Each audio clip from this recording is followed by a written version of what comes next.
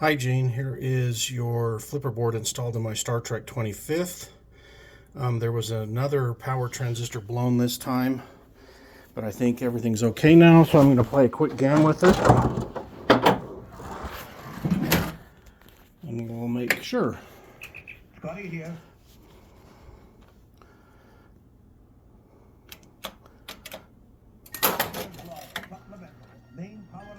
I'm going to have to flip one-handed because that's all I've got holding this phone. You can see the right flipper's working perfect now.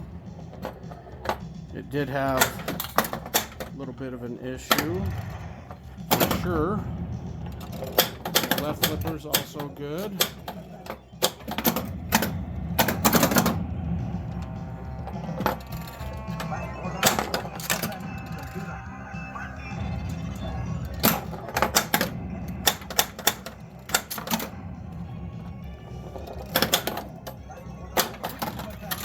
Anyway, I think